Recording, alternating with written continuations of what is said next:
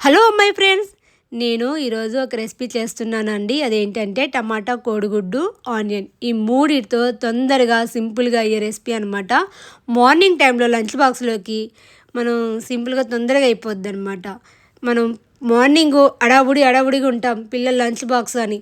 ఇలా చేయండి, వాళ్ళు మంచిగా హెల్తీగా తింటారు. కోడిగుడ్డు కూడా మంచిగా తినేస్తారనమాట. ఇటు పాలు వేడవుతున్నాయి, అన్నం ఉడికిపోయింది. ఇప్పుడు నేను కళాయి పెట్టేశాను, ఆయిల్ పోసి అలా పెట్టేశాను. మీకు చూపిస్తాను చూడండి. ఏమి ఈజీ అండి, తొందరగా అయిపోయింది, ఈజీ అన్నమాట. ఆయిల్ పోసేసాను కదా. ఆయిల్ హీట్ అయ్యాక ఆనియన్స్ వేసుకుందాము. ఆనియన్ ఉండేగా, ఆనియన్ కూడా ఎక్కువ వేస్తే తీయగా ఉంటుందండి. నేను ఎక్కువ వేయను, తక్కువ వేస్తాను. ఫ్రైలలో అయితే బాగా ఫ్రై చేస్తాను. దీంట్లో ఫ్రై కూడా అంత ఫ్రై చేయను అనమాట. ఆనియన్స్ కొంచెం దూరగా వచ్చేస్తే చాలు. ఆనియన్స్ వేసుకున్నాను కదా, అంటే 3 ఐటమ్స్తో మనం చేసుకోవచ్చు. నేను ఎక్కువ మసాలాలు ఏం వాడనండి, అల్లం వెల్లుల్లి పేస్ట్ కూడా వాడను. ఓన్లీ చికెను, మటన్, నాన్ వెజ్లోనే యూజ్ చేస్తాను. అంటే కోడిగుడ్డు కూడా నాన్ వెజ్ కదా అంటారు కొంతమందిని, నాకు తెలిసి. ఎందుకంటే కోడిగుడ్డు ఇప్పుడు నాన్ వెజ్ కాదు అని అంటున్నారు కొంతమంది అయితే ఇది నాన్ వెజే, కోడి నుండి వచ్చింది కాబట్టి ఇది నాన్ వెజే అంటారు. ఎవరిష్టం అండి, ఎవరిష్టం ఎవరు అనుకుంటే అలాగే అనుకుంటారు. నేనైతే ఇది నాన్ వెజ్ కాదని అనుకుంటాను. కానీ టెంపుల్కి వెళ్తే తిననండి పక్కా, నేను అక్కడైతే నమ్ముతాను. టెంపుల్కి గుడికి వెళ్ళాలంటే నేను అసలు ఎగ్గు కూడా ముట్టుకోను. ఇప్పుడు ఆనియన్స్ ఫ్రై అయ్యాయి కదా, పసుపు వేసుకున్నాము. ఆనియన్స్ బాగా ఫ్రై అయ్యాక టమాటాలు వేసుకున్నాను అన్నమాట. టమాటాలు చూసారా, మంచిగా రెడ్గా దోరే తీసుకోవద్దండి, రెడ్గా ఉండాలి టమాటాలు. అలా అయితే మనకి జ్యూసీగా మంచిగా వచ్చేస్తుంది అనమాట, గ్రేవీలాగా వచ్చేస్తుంది. కొంతమంది పేస్ట్ కూడా చేస్తారు కానీ నేను చేయనండి, ఇలాగే వేసేస్తాను. అది ఒక టైం వేస్ట్, మార్నింగ్ మనకు టైం ఉండదు కదా. ఇలా చేసి చూడండి, పిల్లలు మంచిగా తింటారు. నేను ఓన్లీ గరం మసాలా ఒక్కటే వేస్తానండి. ఇప్పుడు టమాటాలు వేసాను కదా, టమాటాలు వేస్తే ఏంటంటే మగ్గిపోతాయి తొందరగా. ఏ కూరలో అయినా టమాటాలు కాకుండా, ఇప్పుడు మనం ఏదైనా కూర చేయాలనుకుంటే దాంట్లోకి కొంచెం ఉప్పు వేసి మూత పెట్టేయండి, కొంచెం సిమ్లో పెట్టి, అంతే చాలు, తొందరగా మగ్గిపోతాయి అన్నమాట. కానీ బెండకాయ కూరలో వేయకూడదండి, బెండకాయ జిగర అయిపోతుంది. కొంచెం అవి ఫ్రై అయ్యాక అప్పుడు వేయాలి. చూసారా, వాటర్ ఎలా వచ్చేసాయి టమాటాలో నుండి ఉప్పు వేయగానే.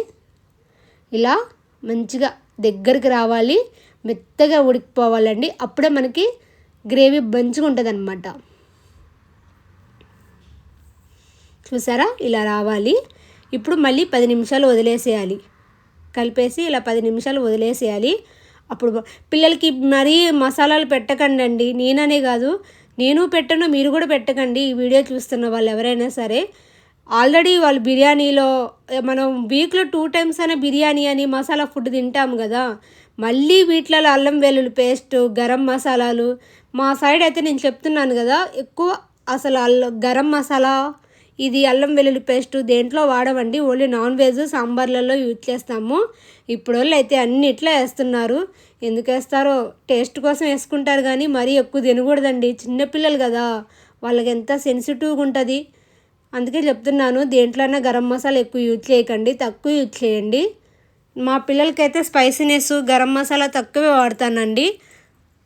ఇప్పుడు 10 నిమిషాలు వదిలేసేయాలి ఇలా మూత పెట్టేసి.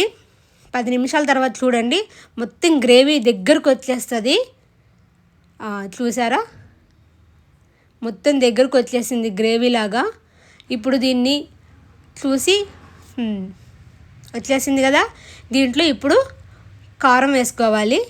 ఇలా మెత్తగా ఉడికిపోయాక కారం, గరం మసాలా అంటే నేను చికెన్లో, మటన్లో వేసే గరం మసాలా కాదండి, ఓన్లీ ధనియా పౌడర్లో లవంగం, చెక్క ఈ 2 వేస్తానండి, ఏమీ వేయను. కొంచెం వెల్లుల్లి రెమ్మలు 2 వేస్తాను అంతే, ఇంకేం వేయనండి, 3. ఇలా 2 నిమిషాలు మంచిగా దగ్గరికి కలుపుకోవాలండి.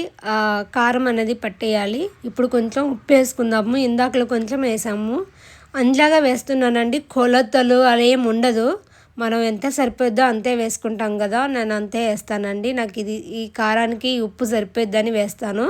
ఇప్పుడు గరం మసాలా వేస్తున్నాను.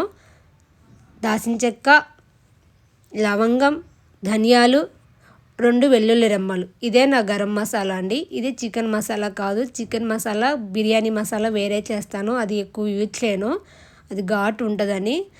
ఇప్పుడు మొత్తం దగ్గరకని కలుపుకొని అలా 2 నిమిషాలు, ఒక 3 నిమిషాలు వదిలేయాలి, మొత్తం పట్టేస్తుంది. ఇలా 2-3 నిమిషాలు చూసాడో మొత్తం ఆయిల్ మొత్తం పైకి వచ్చేస్తుంది.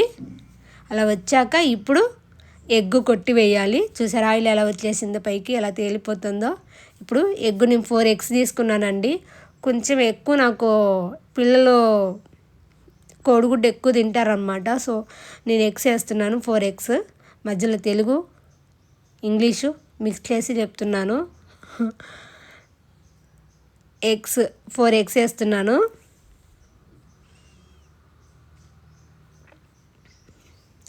కదపొద్దండి, మంచిగా ఇలా వదిలేసేయాలి.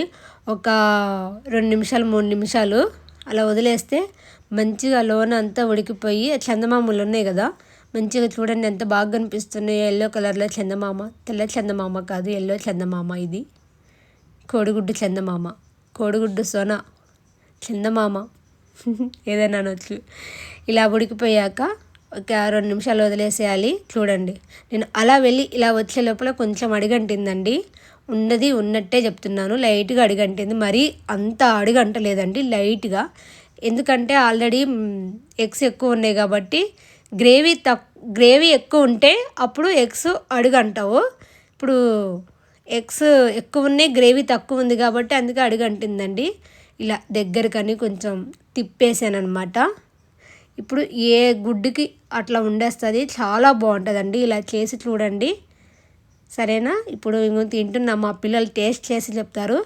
రైసు ఇది మార్నింగ్ చేశాను అనమాట. రసం, బెండకాయ పులుసు, మేము బెండకాయ పులుసు అంటామండి. బెండకాయ పులుసు, పెరుగు, కోడిగుడ్డు ఇందాక చేశాను కదా, అది కోడిగుడ్డు. చూడండి మా పిల్లలు టేస్ట్ చేసి, మా పెద్దోడు టేస్ట్ చేయడం ఫేస్ ఇలా పెట్టాడు, వీడియో తీస్తాను మా మమ్మీ అని. మరి రెసిపీ చేశాక టేస్ట్ ఎలా ఉందో చేసి చెప్పాలి కదండి, టేస్ట్ చేసి చెప్పాలి కదా. నేను టేస్ట్ చేసి చెప్తున్నాను. వావ్, చూసారా గుడ్డు ఎలా ఉందో, చందమామ అలాగే వచ్చింది, ఎలా వేసానో అలాగే వచ్చేసింది.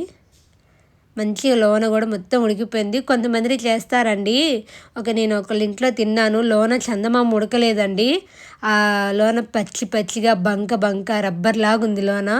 నేనైతే ఇక అలాగే వదిలేసాను, తినలేదు. ఇక ఏమనుకున్నాయినా అనుకొని అలా తినేస్తే నాకు వాంటింగ్ వచ్చేస్తుంది.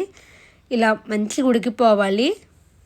నేను వీడియో తీస్తున్నానని మా పెద్దోడు ఇక చూస్తున్నాడు, ఎందుకు తీసిన ఏం చెప్పలేకపోతున్నాడు.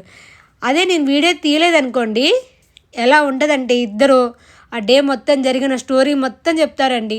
చిన్నప్పుడు పడుకునేటప్పుడు చెప్పేవాళ్ళు, స్కూల్లో ఏం జరిగింది అన్నీ, ఇవాళ డే మొత్తం ఏం జరిగిందని వాళ్ళ డాడీకి నాకు చెప్పేవాళ్ళు.